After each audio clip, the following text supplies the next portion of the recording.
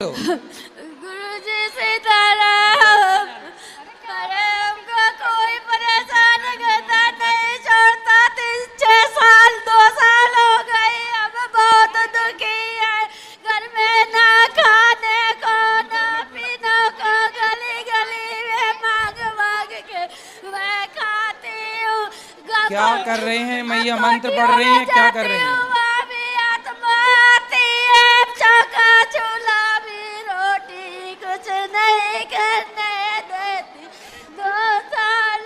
क्या बोल रही हो मैया? अच्छे से बोलो, हमें समझ नहीं आ रहा है। अच्छे से बोलो, ये कैसा बोल रही हो? गुरुजी पता नहीं कौन मेरे को परेशान करता है। 2 साल हो गए हैं, जहाँ मर्जी वहाँ आत्मा आ जाती है, रोने लगती है, पटकने लगती है। और मैं कहीं भी काम करने जाती हूँ, काम भी नहीं करने देती। कौन काम नहीं करने देता? यही जो रो रही है आत्मा, हमें नहीं पता कौन हमको परेशान करता है। कौन परेशान कर रहा है? खुद नहीं पता हमको कौन है हमारे अंदर। आपको पता नहीं कि आपको कौन परेशान कर रहा है? कभी बोलते हम तांत्रिक विद्या से भेजेंगे, कभी कुछ कभी कुछ। तांत्रिक भूत प्रेत का साया है क्या आपके ऊपर? अभी भी भूत है? अभी भी रोने लगा कि हम कुछ नहीं कर रहे थे, हमें नहीं पता क्या हो जाता है। कभी खेलने लग जाते, कल कोटियों में भी खेल लेते, कुछ नहीं तो काम कर पा रहे। तो आपके आसपास कोई भूत है ऐसा आपको लगता है? गुरुजी आपको पता होगा, हम कुछ नहीं जानते। कोई भूत नहीं है, भ्रम पाल बैठी हो, भ्रम। कोई भूत नहीं है। आप खूब बढ़िया काम करो, पैसे। शादी हो गई आपकी? शादी हो गई? 4 बच्चे हैं, कुछ नहीं घर में खाने पीने। पति कहाँ है? कोई काम ही नहीं करने देता, सब पड़े रहते हैं सही बीमार, कहीं कुछ होता है कहीं कुछ होता है। पति कहाँ है? घर पे पड़ा है। तो पति को बोलना कि वो मेहनत करें, काम करें। आप भी जो काम करें उसे बेहतर करो और भूत प्रेत के चक्कर में ना पड़ो। रोज श्रीमन नारायण का जाप करो, कोई भूत परेशान नहीं करेगा आपको। गुरुजी हमें पता होता तो हम क्यों यहाँ ऐसा करते हैं? हम क्यों आते हैं यहाँ पे? अपने घर ही बैठ जाते। हम तो कथा सुनने आए थे। हाँ तो कथा सुनो बस, भूत प्रेत के चक्कर में ना पड़ो। और इस तरफ ले आओ माइक, इस तरफ के भक्त बैठ गए हैं। आप बैठ जाओगे तो आपके पास भी आएंगे। इस तरफ ले आओ।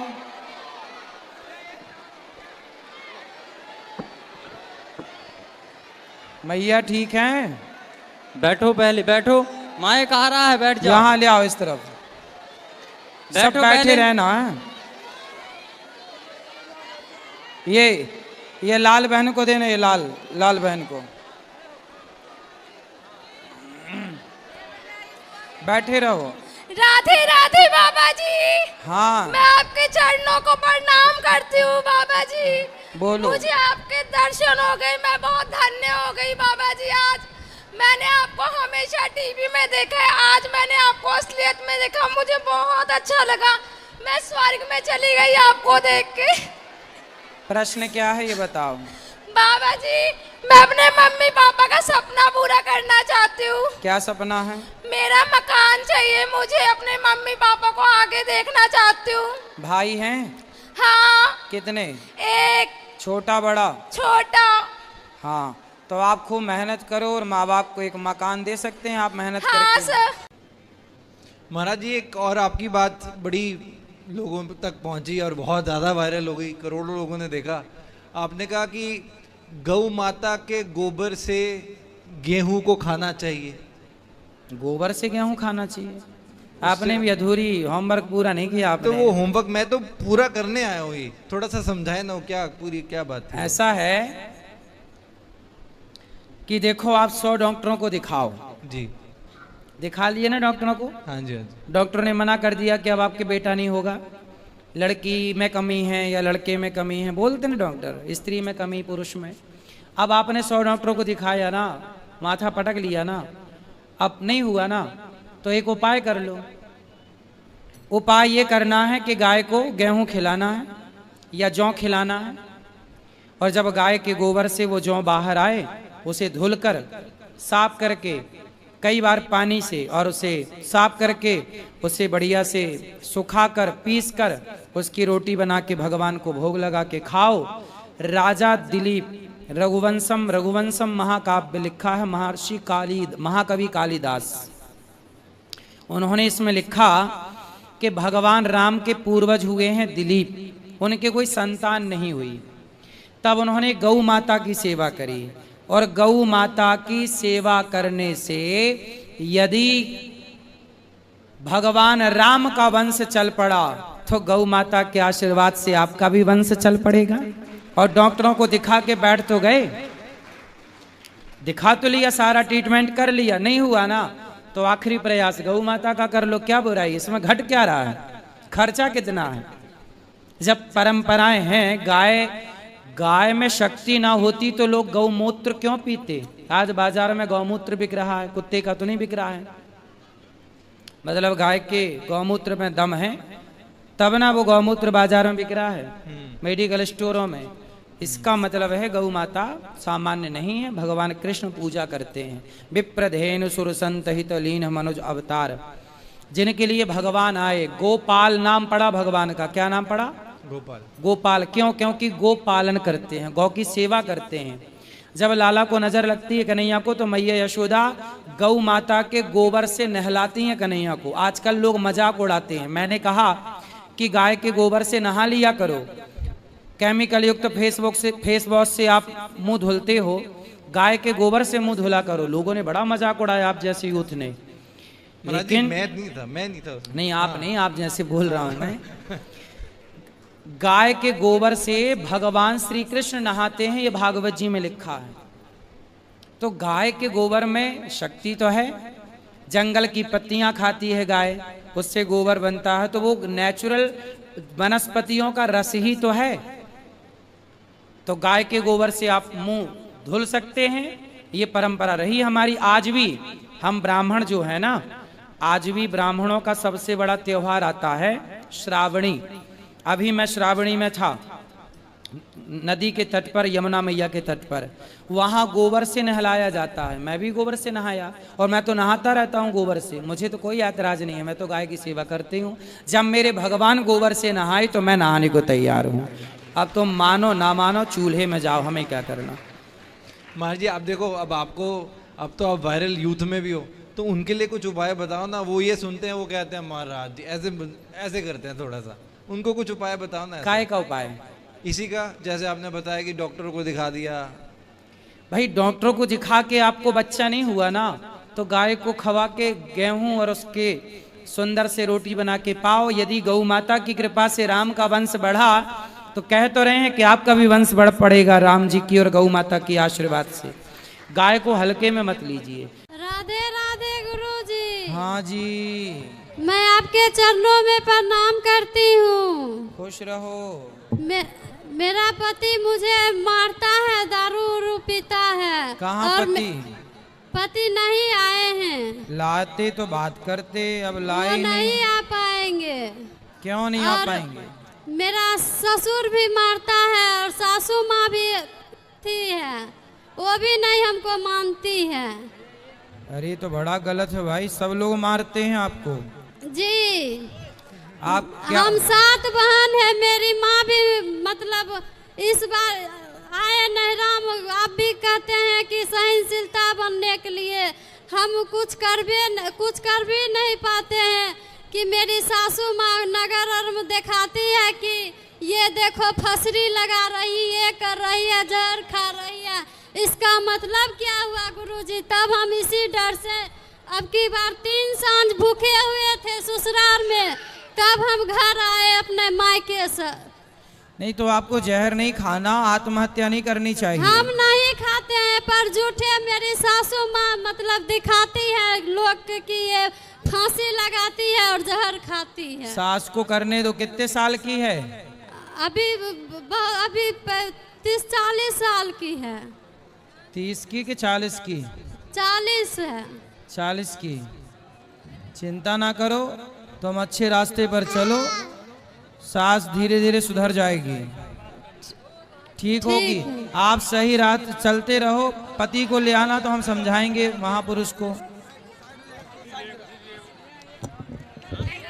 राधे राधे गुरुजी। हाँ जी, आपके चरणों में प्रणाम। खुश रहो। प्रश्न ये है गुरुजी की, मेरे पति शराब बहुत पीते हैं, गलत संगति में हैं, और हम बोलते हैं जबकि आप ना पिए, बाल बच्चे को देखिए, वो गुरुजी मानने के लिए तैयार नहीं होते हैं। कहाँ है? और कहते हैं कथा भी सुनिए, वो भी सुनने को तैयार नहीं। कभी कभी सुनते हैं तो कहते हैं छोड़ देंगे, लेकिन छोड़ते नहीं हैं।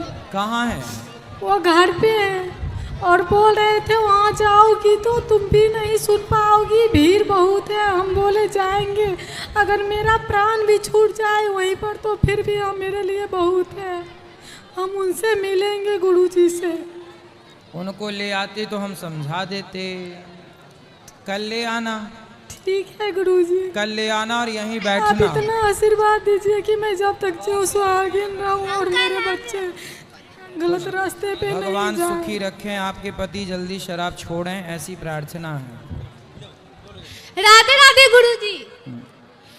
गुरुजी मुझे ना आपसे ये पूछना था, बहुत से ऐसे लोग होते हैं जो मतलब ज़्यादा मतलब कम खाते हैं लेकिन बहुत जल्दी मोटे हो जाते हैं, और बहुत से ऐसे लोग होते हैं बहुत खाते हैं फिर भी मोटे नहीं होते, जैसे कि मैं क्यों नहीं मोटी हो रही गुरुजी? तो आप बहुत खाती हो। हाँ। अच्छा है, मोटे नहीं होना चाहिए। नहीं, मुझे मोटे होना है। मुझे सब बोलता है मोटी हो, एक बोतल तेल पी लो तो मोटी हो जाओगी, बहुत चीज। कौन सा, मिट्टी का तेल?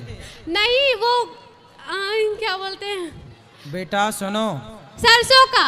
मोटे ना होना, मोटे लोग परेशान हैं, रो रहे हैं बेचारे। तुम ठीक हो? मैं ठीक हूँ गुरुजी। बहुत अच्छे, आपको मोटा नहीं होना, सही है। मोटे लोग रोगी होते हैं, बीमार होते हैं, आपको मोटा नहीं होना। विवाह के बाद तो आप मोटी हो ही जाएंगी। अब गुरुजी एक और प्रश्न पूछना है। गुरुजी मुझे ना बहुत गुस्सा आता है, मैं क्या करूँ? आता है गुस्सा तो क्या करूं?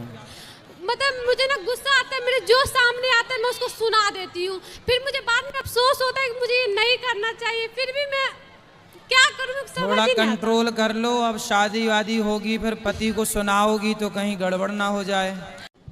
बोलो। गुरुजी राधे राधे जी। गुरुजी, बहुत आपकी मैं कथा सुनता हूँ तो मुझे भी लगता है कबो काल की सच्चाई पर चलने वालों के शायद सत्य परेशान हो सकती है परंतु पराजित नहीं हो सकती क्या?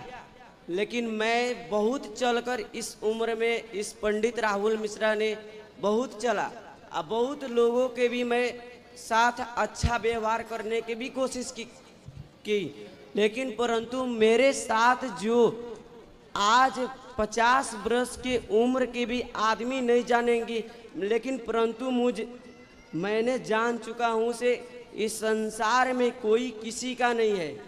सही है, मैं जान चुका हूँ, लेकिन परंतु मैं फिर भी विश्वास करता हूँ से किसी के साथ मैं अच्छा करने का कोशिश करूँ, परंतु मैं अच्छा करता हूँ, सोचता नहीं करता हूँ, लेकिन परंतु मेरे साथ बुरा ही लोग करता है। सुनो सुनो, आप अभी किसी के साथ अच्छा मत करो, अभी आप सिर्फ अपने साथ अच्छा करो, अपने को सफल बनाओ, अपने को कामयाब बनाओ।